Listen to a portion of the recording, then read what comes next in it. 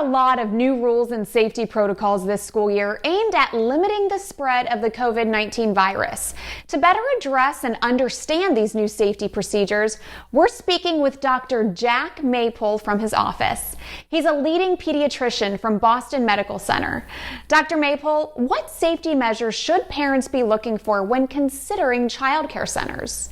If I'm a mom or a dad or a caretaker of a child, I think any of us would want to enter into such a scenario feeling informed that if you not that you even remember all the information, but you know where to find it, and that the fundamentals have been made clear, including just the expectations around drop-off, the guidelines for things like preparing meals or clothing or backpacks, what is and is not acceptable under new rules, just to remind people and bring them up to speed. Once they're in the school space or at any other sort of area where their kid may go, that there's just thoughtful and consistent practice on the part of other families, and that rules are being enforced, and that staff themselves are modeling those behaviors by, for example, wearing masks and washing hands, and then are really carrying through corrections and updates to kids as well as their families in a manner that's really thoughtful, constructive, and being done in a manner that is, I think, driven by the best approaches.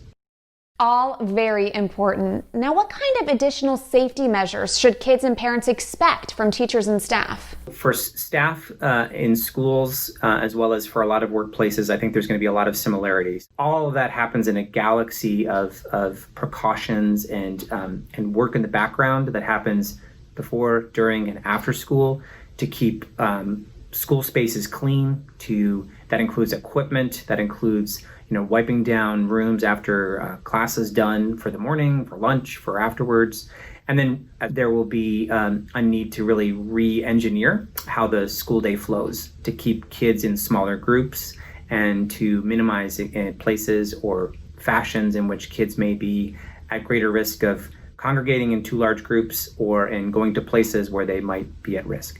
Very good advice. So, as the annual cold and flu season approaches, do you have any advice on how parents can keep their children safe? I will always say to people to take care of yourselves and take care of each other. We say in healthcare, like, check you, check two. Check two of your family members, two of your coworkers, and make sure everyone's okay. That's enormously important. With regards to our kids, one of the most important things we can do, proactively and preventively, is to also make sure our kids who might have not gone to the dentist or not gone to the doctor's office in a number of months get in and get seen, especially before the school year starts.